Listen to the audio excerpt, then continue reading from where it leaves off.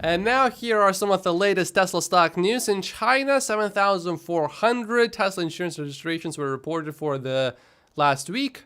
Keep in mind that January is usually a slow month when it comes to auto sales, so it's not really surprising that the sales do not look very strong, but also it is still the beginning of the quarter. Last year in Q1, though, we did fairly well in green. Right here, it was pretty good. Tesla starts delivery Model X's with airbag horns, but older cars look like they will miss out. Yeah, there's not going to be a software update that will enable the horn, although Elon did promise a software update back in early 2022. At the time, Elon said that all Model S's and X's built after November 2021 had the airbag horn, and that all that was needed to activate it was a software update. Further supporting the notion that older cars will not be getting the software is that owners of post-November 21 builds have taken apart their steering wheels and found no evidence of an airbag horn, including the teardown Titan Sandy Munro. So maybe there will be a retrofit and maybe Tesla will pay for it. I'm not sure. Mazda has just announced adoption of Tesla's charging standard. Their adoption is about as slow as their cars. The change will happen in 2025.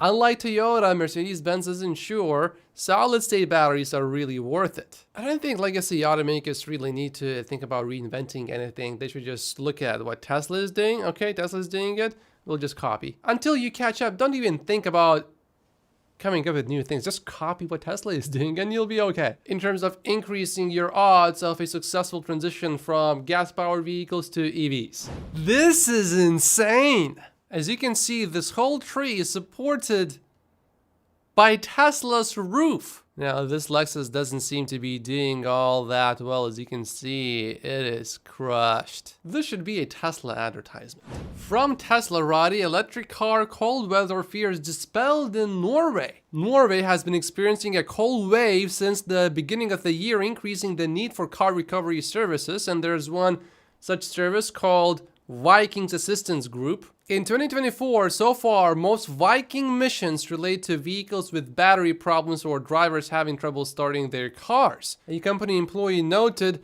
that 13% of starting difficulties are linked to electric cars, while 87% are from fossil fuel vehicles. He added that 23% of the cars on Norwegian roads are EVs. So if you live in a really cold climate, it might be a better idea to have an EV actually. The cold weather, of course, will reduce your range, but at least you will be able to start your car. And it's such a luxury feature to get in your vehicle and to have hot air coming out from the vents immediately instead of having to wait for 5 minutes for that to happen. And when it's -7 Fahrenheit, almost -22 Celsius, you really appreciate that feature. My gym is about 10 minutes away walking, and I like to walk to the gym because that's how I warm up instead of having to drive and then walk on a treadmill. That makes no sense.